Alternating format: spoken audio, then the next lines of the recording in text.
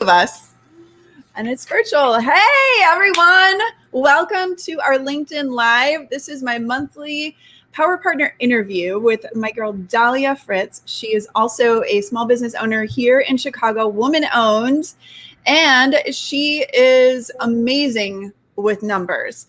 Actually, she loves to help small business owners understand their numbers, which in a lot of cases is a challenge. I know it is for me. I'm a visionary and a creative, and the numbers are a little bit more challenging for me. Daliah, tell us a little bit about who you serve. Who are your clients? What are some of their biggest challenges, and how do you help them through that? Sure. Well, first, thanks for having me, Megan. Really exciting. So my clients are all small business owners and entrepreneurs. So people like myself, people like you who are running their own businesses. And I think some of the biggest challenges that my clients have are how do they know how they're doing, right? So many people who I speak to, and I ask them, how do you gauge the financial performance of your business at any given time? They look at their checking account balance online. Mm-hmm. So that balance is kind of an arbitrary number. So what we try to do is help clients understand what's really happening with their money so that they can make decisions that will impact their bottom line in a positive way. Yeah, increase the profitability of their business. And tell us, so your company is My Small Business Pro, and you've been in business for what, over 15 years? So, well, I've been kind of doing what I do for over 15 years. My Small Business Pro itself is about 5 years old. And prior to that, I was an internal controller for two different small businesses. You know, one was a startup manufacturing company. Another one was a small partnership owned by two people.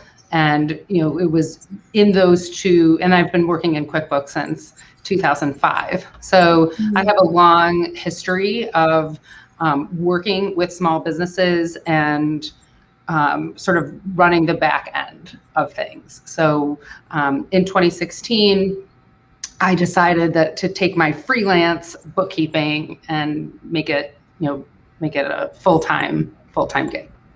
And how did it end up going from just the bookkeeping to really the consulting, which is what your gift is now, and how you differentiate yourself? I think, that type of thing comes over time when you work with, many different people. So I, look at sometimes it's 10,000 transactions in a week, right? So I send out 30 sets of financial reports to small business owners a month. So reviewing the reports over and over again, understanding how people spend their money, understanding, the challenges, through my meetings with clients, understanding their challenges and what they need in order to make decisions. It was kind of an organic sort of evolution of my role within my business. Since you review all of those numbers on a regular basis, what are some of the common human behaviors you see of small business owners when it comes to their financials? So one of the things that I see is very common with small business owners, especially if they're not paying attention, is that they take too much money out of their business. And they don't really realize that, right? So that's one of the things that we try to guide our clients through, is let them know, this is how much you have to pay yourself, so that they are sort of within the tax guidelines of what people are allowed to take out of their business. I also see a fair amount of commingling of funds, right? So people run personal expenses through their business. So, but what I've also seen is people, when they have the information and when they review their reports every month, they can adjust some of their behaviors, right? So I've seen people make changes based on what they see in their financial reports, and they're able to increase that amount of money that they're able to take home. So one example is for a client, we started tracking what their vendors were charging them to ship their products to them, and they were actually able to change vendors to someone who was not charging them as much. So Wow. that was the way that, once we could see that on the P&L, we could see that cost, they were able to make an adjustment to improve their profitability. And now that you start talking about the financial reports, what are some of the financial reports, or maybe there's just one or two, that business owners should be looking at every month? And what are the numbers that are important for them to really pay attention to? Sure. So we have a standard report packet that we send to our clients every month. And then for other clients, we add on a couple of different reports depending on their needs. So the standard reports are your profit and loss through the end of the prior month that we just closed. We do a P&L by month so people can see their performance month over month and how things change. And then we send a balance sheet so that people can see exactly what their cash position is and what their liabilities are. So those are the standard things that people should be looking at. And when we drill down into the reports, we want to see, hey, did we make money? What's at the bottom? Is it positive or is it negative? And then we evaluate, did we need to increase sales or do we need to reduce expenses? So all of those things, impact your performance, right? Could be above, could be what's on top, could be what's on the bottom. So that's it's sort of you don't always know exactly where you're going to find the information because it's different for everyone. And do you, since, everything changed last year, do you work with your clients virtually, or is this something that is done in person? Well, so we definitely had to shift all of our, I used to meet with certain clients once a month or twice a month and go on site to their businesses. The majority of that has now been, moved to virtual. I do have one client who they've opened up enough where, we have had some in-person meetings. Sometimes in-person meetings can be more effective than sort of working over a camera and having this like two-dimensional visit. So, and I'm kind of an in-person person anyway. Yeah, you are. And I know you're in my neighborhood, River North of Chicago. So do you work with clients outside of Chicago then? I do. I have a handful of clients based on a referral from someone in Chicago they happen to be in Utah. I have never even been to Utah. So this is absolutely the type of business where it can be 100% remote or virtual.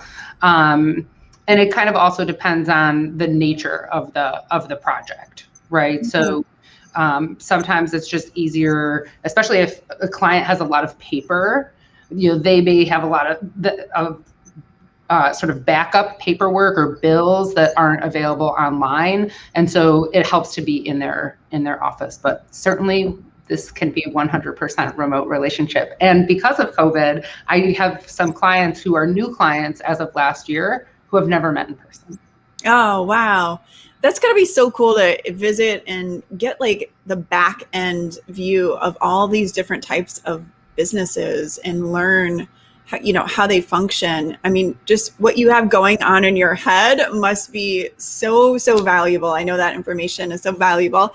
And for those of you out there who are interested in connecting with Daliah, you have a chance to pick her brain. You have a chance to tap into all that knowledge next week on Monday at 12:30 p.m. Central Time. We are opening it up to a 1 hour open coaching session. So only 6 seats available. We keep it small so that everyone can get their questions answered and really have that intimate time with Daliah. So I will post a link below, but come join us. It's free to sign up and we hope to see you there.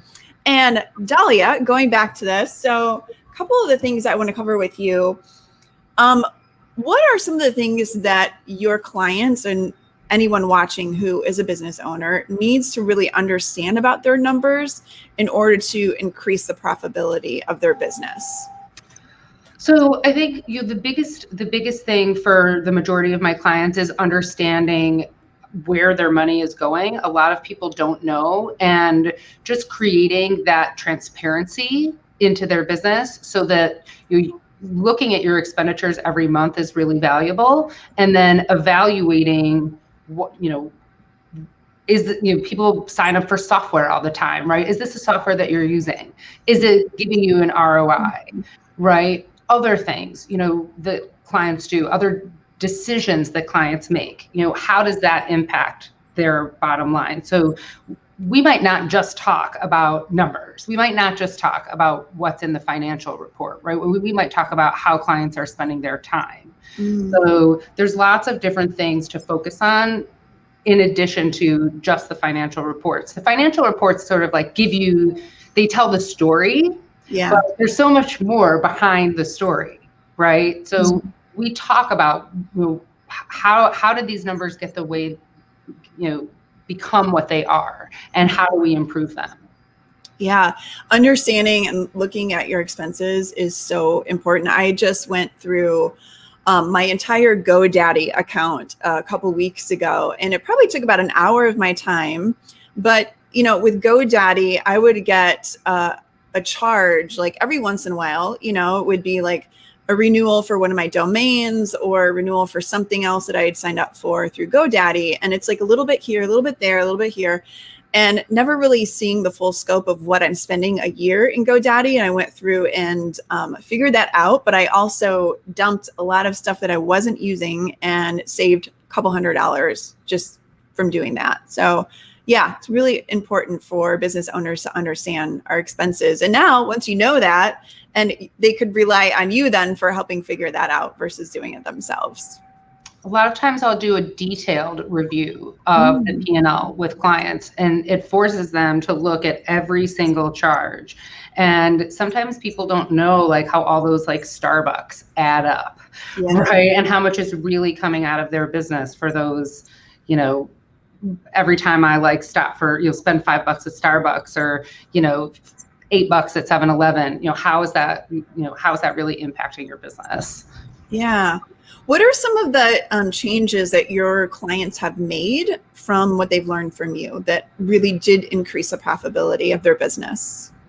So some of the things that I've been able to show clients is when they are using their advertising dollars, right? So a lot of clients sort of think that something that they're doing is effective, like Facebook ads or Google ads, but their sales aren't increasing with these ad expenditures, right? So they may have to reevaluate how they're spending their advertising dollars.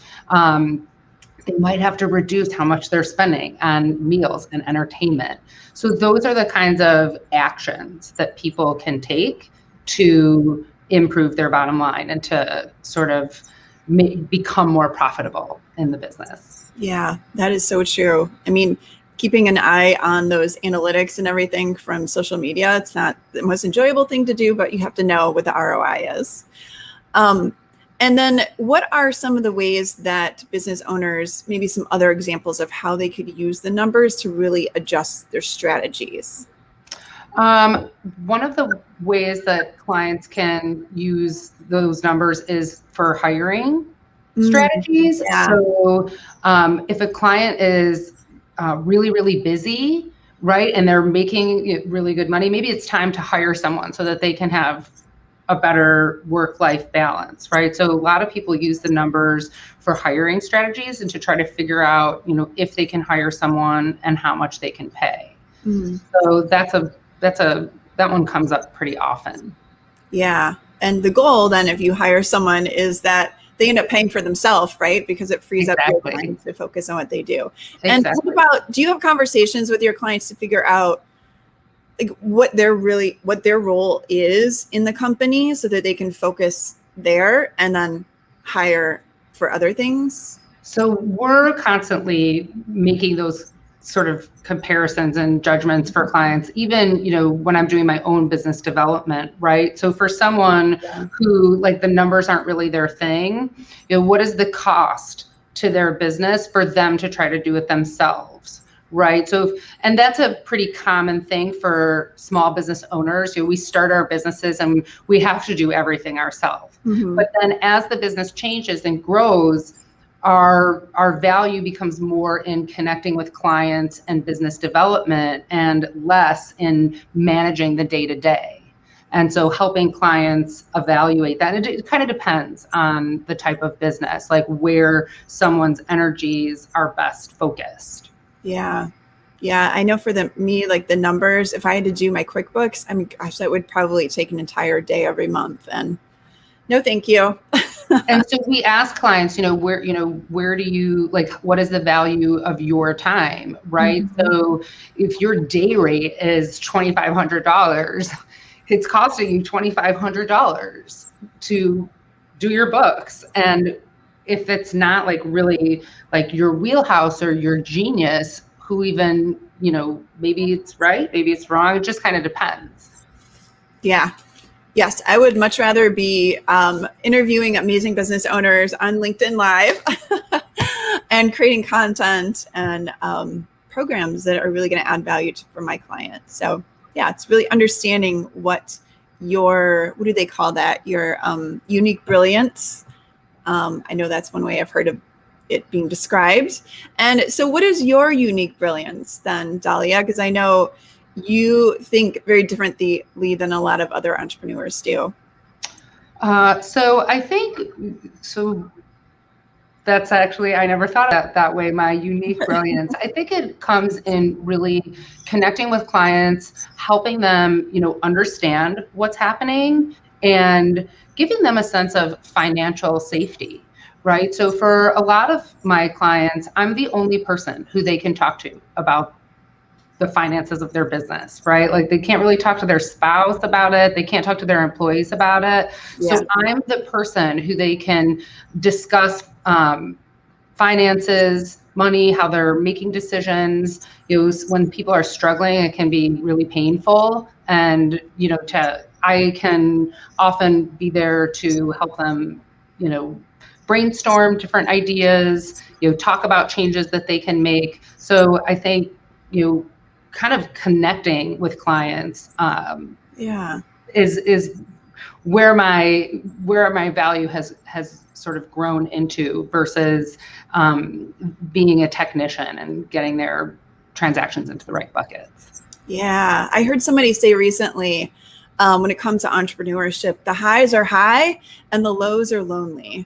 And when you are struggling in your business and you really don't have someone to talk to, it's really challenging. If it is really, really lonely, and having a consultant like you who makes them feel understood and heard and really is there as their coach, but also really want to see them be successful. Absolutely. Good. Well, thank you so much, Daliah. And again, for those of you who are watching, I hope you got some really good nuggets from this. And come meet both Daliah and I next week, Monday, 12:30 p.m. Central. I'll put a link below. You can sign up. It's free, Eventbrite. Only 6 seats available though. So come join us, pick our brains with your biggest challenges, especially when it comes to the numbers. Daliah is going to be there to answer your questions. You can bring some of your financial reports or show some of your numbers. It's private, just between this group. So hope to see you there. Thanks so much, Megan. Bye. Great to see you.